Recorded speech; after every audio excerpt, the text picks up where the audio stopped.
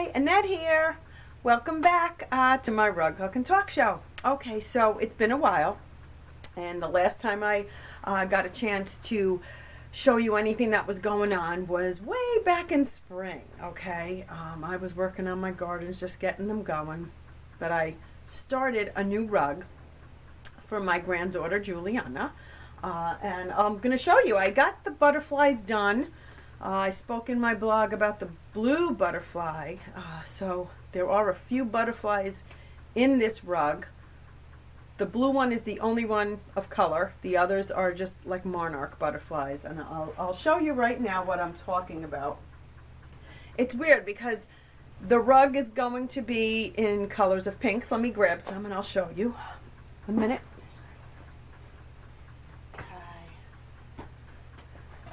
Okay, so we got a bunch of different pinks.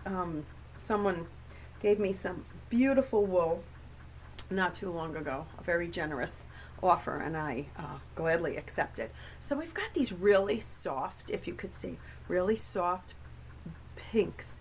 I've got about, let's see, there, if you could see, there's some that are mottled, you know, and you can see pretty pink like that, and then there's some paler pinks, all different tones. There's probably like 5 or 6 at least different tones, and what I'm going to do is just cut them all up and put them here in a box. When we're at the end, I do my background at the end. Some people work it while they're doing it. I do not. I kind of just like to see all the detail and then kind of add in as I go along, you know, and have my background ready to roll. I've at times changed my background idea and put in a different color or so. So anyway, let me get you over here and show you what's going on with the rug. Let's see if I could hold it up so you could see. So we've got this is a children's rug. So, you know, I didn't want to put too much detail, but I did want, here's my little blue. Can you see better back here? Is the light a little better, if you could see? Okay, so we've got a few butterflies and they're all done. And like I said, the only one that I wanted to show out was the blue one on her rug. I just wanted one blue one because I just always think that blue butterfly that I saw in that movie, Magic of Ordinary Days, was just so cool, and I liked it. And there is a blue butterfly, not in this country. I don't know where. I'm sure, I think it's in Africa or something exotic. But I just thought that blue butterfly was like awesome. So as you can see, what we have left for me to work on, I have of detail things. I have 2 bunnies left, one on each side in between the heart, and I have another flower, and the edge will be scalloped. Okay, and just in case somebody's catching this out of sequence and doesn't know who I am, I'm just a rug hooker who never had a group, and so I decided to make a YouTube video talk show, rug show, so that we could hook with other people who I can keep you company while you're hooking, or you can get some good resources, because whatever I come across, I'm always sharing. And I love to be able to see, you know, share what I have, see things and share them, and so that's how that works. And for those of you who also might be catching this, I'm working on an Anderson frame. They are no longer available, but from time to time you might find one on eBay. I mean, if somebody's retiring from rug hooking, because they do that, they sell their equipment. Okay, so that's what I'm up to. I like to put my, I'm going to fix it over here, my binding tape on ahead of time. I machine stitch it on so that when the time comes, I trim this, I zigzag it very close to the edge, and then I cut it off, and I just turn this over, and there's a totally finished edge. from my twill tape, and I just go ahead and stitch it all along. So it's just one big long running stitch around, and I'm done with my binding. So to me, it's the simplest way, but I love to see all the other ways. Everybody has a different method to finishing, and that's fine. So go ahead and grab a nice cup of tea or whatever you're drinking. I always like to have something warm while I'm rug hooking. Today's peppermint tea. Okay, so it's good for the digestion, and I'm working on it. Okay, so what I did want to share before I start my hooking on my little flower here, I'll just show you quickly. I have those bunnies, and I'm going to use this soft tweed. It's in beige, okay, along with a brown, and then I have this other kind of real cool dirty brown. I love it. It's just kind of, you know. So I'm going to be outlining and doing some stuff, and then here's even a darker brown. So the tail, I think, is going to be in this fluffy color, and the bunny is going to be in brown. I went a little darker with the bunny because we have to have some contrast, and I thought the contrast against the pink would be really nice. So that's, you know, as you work along, sometimes you change things up, but for now, that's it. Let's see what I wanted to share with you. So for those of you who get your wool possibly from going to the thrift stores and the Goodwills and the Salvation Armies and wherever you get them, you know, Aunt Barbara's old skirt, or, you know, Uncle Jim's old sweater, whatever. The skirts, some of the skirts you might notice have pockets inserts. So I cut mine out. Obviously, they're kind of short. I probably wouldn't hook with this and just take it off. It's very time consuming, and I don't want to, you know, I'm not going to hook with something that's like 6 inches long. So I left it intact this time, and I just wanted to tell you, it makes like an awesome dusting rag. So I've been using it, and it doesn't wear out. It's been in the washer and the dryer, and I spray it with a little polish, and off I go. Does everything, the TVs and everything. So just a little note, if you're throwing these out, don't keep them. They make great because they've got like a little pouch in here. You could even fold it over and put a little button there or a safety pin. It could be, you know, it's good for your hooks or for whatever you want to pop in there if you're traveling with something soft. Even jewelry, you know, it just keeps it nice and soft. Okay, so I don't like to waste anything. So there you go. And for those of you, Fiber Art Now is a really interesting magazine. If you don't get it, maybe your library has it. It's not geared to rug hooking, so don't get too excited. But it does have lots of mixed media. So it does everything. It does quilts. It does fiber sculpture. It deals with all kinds of fibers, mixed media, textiles, that sort of thing. And it's always giving you good information on the newest products that are out, where there's shows, textile shows in your area and across the whole world. I mean, they have Italy in here, Mexico, Poland, Ireland. So, I mean, it goes all over, and then it does all the states. So you can find your state and see if there's something going on. Nothing in my state. Nope, nothing here. We've got California and Colorado, and nothing going on in Connecticut. Sorry. Okay. So anyway, it's a fun magazine, but obviously my favorite is Rug Hooking Magazine. I love that magazine. So that being said, I hope everybody's just had like an awesome summer. And for us up here in the Northeast, it's been absolutely beautiful. We've had very, very little rain, which sometimes makes it a little hard if you're a gardener.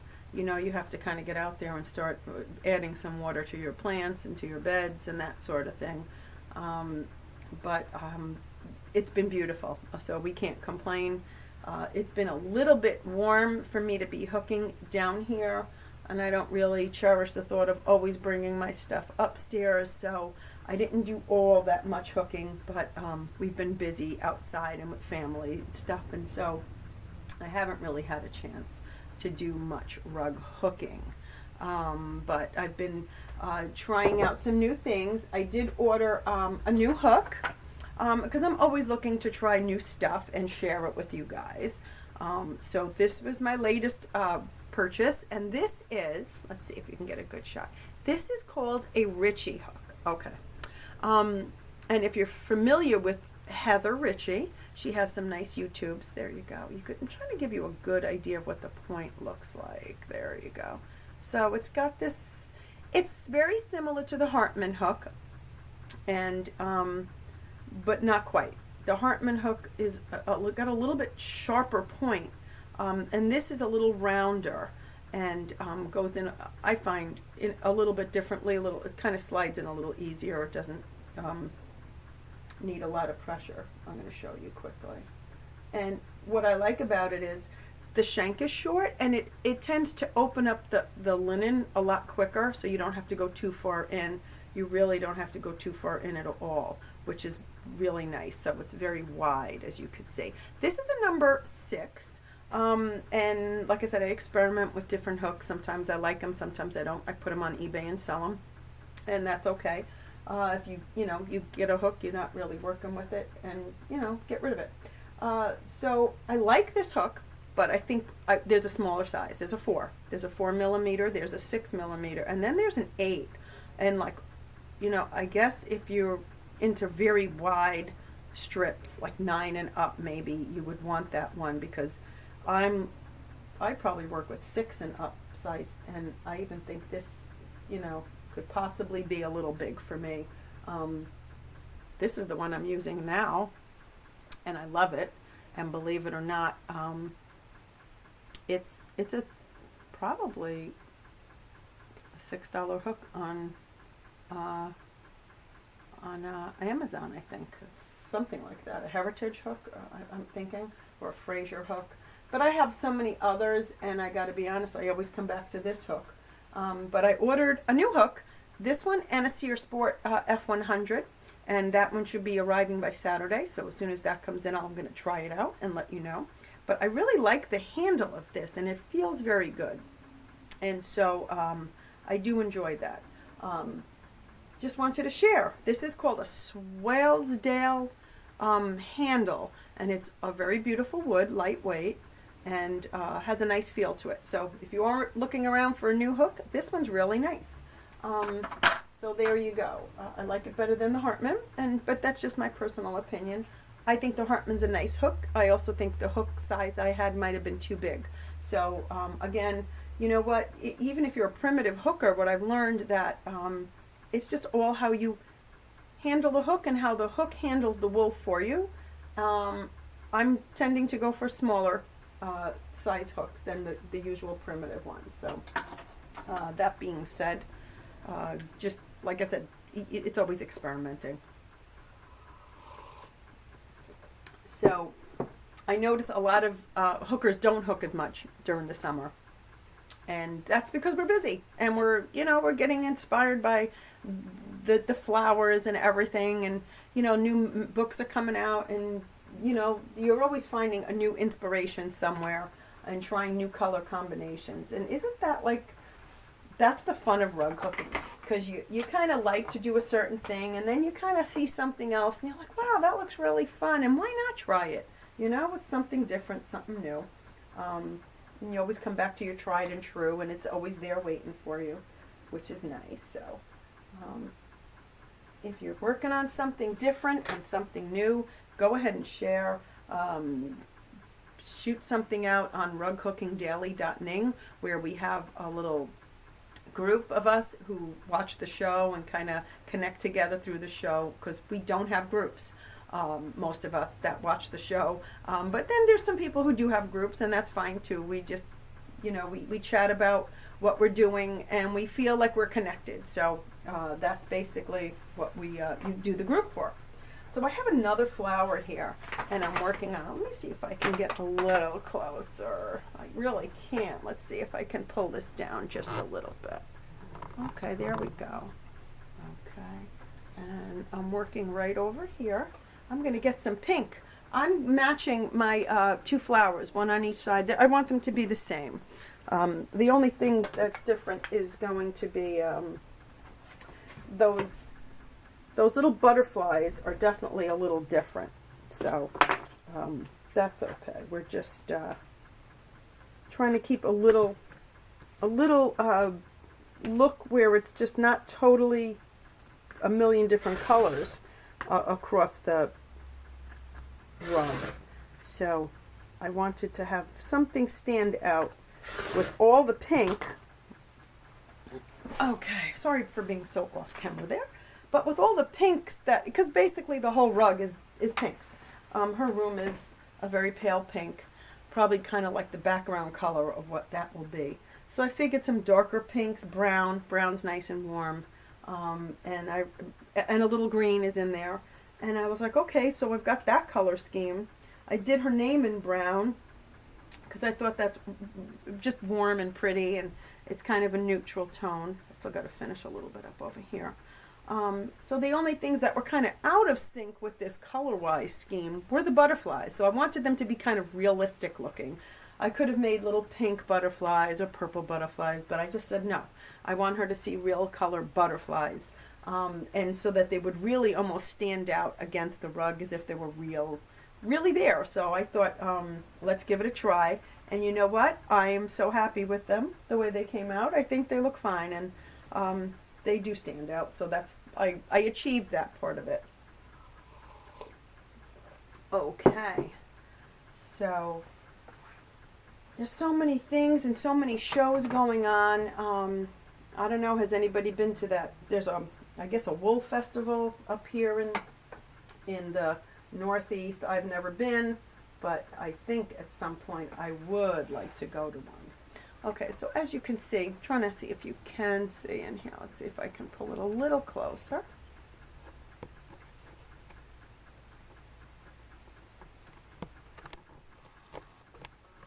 I think that might be it. Okay, there we go. So I'm just starting my little flowers. And so for those of you who might be new to rug hooking and you're watching this, little tip, as you learn, as you go along, you learn things. But if you are doing a flower or something that doesn't have a lot of detail, but you don't want it to become too much bigger than what you drew it on, because that happens. I've done it. You draw a picture, and then all of a sudden you look at it and you're like, you hooked outside the line, so to speak, and you made it a lot bigger than you wanted it to. So the trick is with that, if you are hooking with very thin strips, you hook right on the line. And if you are hooking with anything bigger than a thin strip, you must go inside the line. So as to keep the shape of that, the original shape of the flower that you hooked. And so sometimes it still even becomes a little difficult to do that. I'm probably hooking with what people call a 6 or upwards of that. Yeah, it's about 1/4 of an inch. So what is that? Maybe even an 8 it could be. And I think I enjoy hooking with wider strips, and sometimes I tend to go a little thinner when I'm doing an outline. I don't know why. There's no need for that, but maybe for the butterflies I went a little thinner than that, with a thinner width, because I kind of didn't want to take up too much space. They're not very big on the rug. And there's the other thing with scale. The scale size of your design, also dictates how much detail you can put into something. The more detail you want, the bigger it has to be. So remember that if you're looking to add detail to flowers and that sort of thing, either you have to hook with some very tiny strips, or if you like to hook with primitive style, a little bigger, 6 and up, then you would have to basically make your design a little bigger, so as to add that detail. But you know what? As you hook along, you learn all that. It comes from trial and error, and you know what? It's fun. It's fun to learn what our craft changes with rug hooking. I mean, at least it does for me. I'm finding that I always looking to try something new and add different colors, schemes in, and try different color schemes. For me, I tend to hook kind of similar on each rug, and so I've got to try to, it takes an effort for me to break out of that. And I don't know if for some of you that happens too, because we're creatures of habit, and that's kind of what happens. We get caught up in just what we like to do. So it takes a little effort sometimes to change up our style, so to speak, or make an improvement on something that we think needs improvement, or to get a different effect. But you know what? I gotta be honest, I'm not a crazy hooker. I'm not a crazy hooker that I don't have to have every loop the same size. I'm not, that's not me. And I'm not saying you're crazy if you do that. Okay, please don't be offended. I don't mean that at all. Some people really love the uniformity, and believe it or not, a rug wears better, they say, if it's all one, all the loops are one height. But my point is they don't all have to line up perfectly for me. I kind of that's not something I strive for, and I like to sometimes hook a little faster, and sometimes I hook a little slower, depending if it's a little detailish. Yeah. And you know what? You get different effects with the way you hook differently.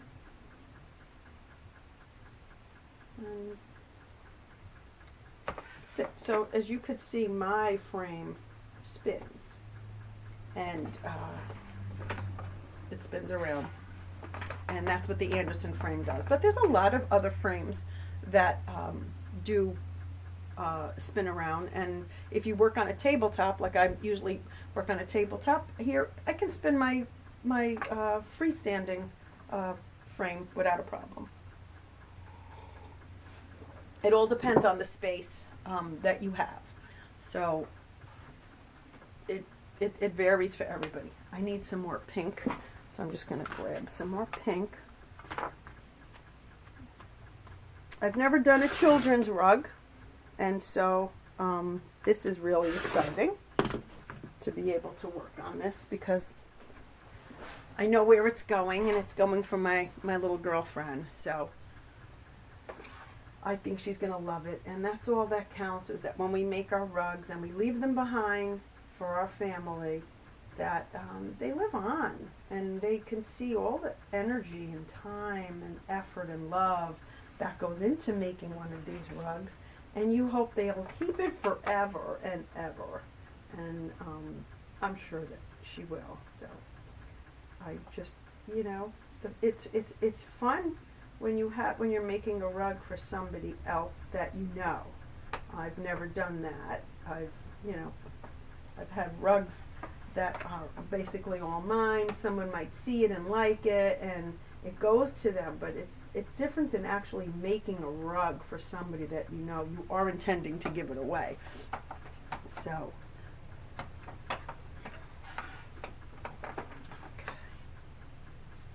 but there's nothing like rug hooking.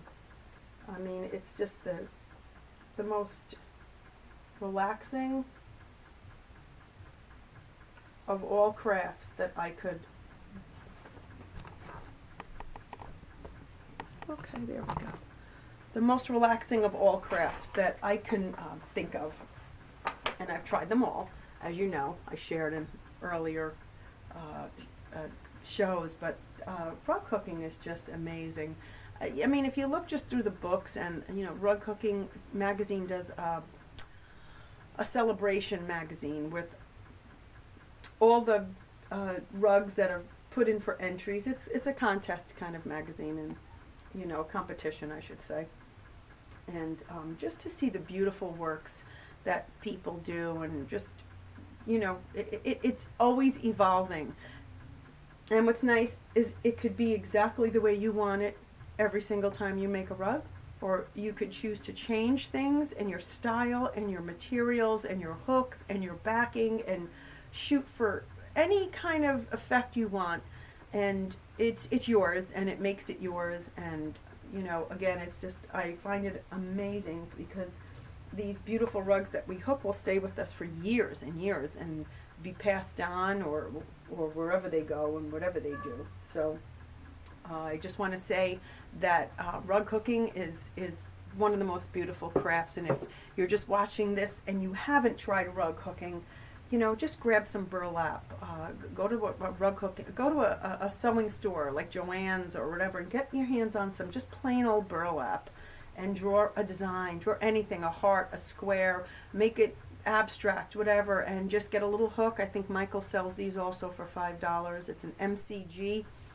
I mean a heritage hook, and it's awesome. This one is just so comfortable in my hand, very lightweight. It works with all cuts. I like work with a big cut, and this is a small little hook, but it's kind of wide, so it works. And just, you know, grab a hold of some wool or some yarn, even if it's not rug hooking yarn, and you've got some old yarn hanging around. If it's not too thin, if it's a nice bulky wool yarn, go for it. Just start hooking on it and just get the effect of the pulling up of the motion, and see if it's something you like, and then just it could be out of any fabric you'd like to start. Just cut away and have fun with it. So okay, until we meet again, I just want to wish you all welcome back, and hopefully I keep bringing you some progress on this, and I'm glad you can join me. So I just want to say stay well and happy hooking till we meet again. Bye.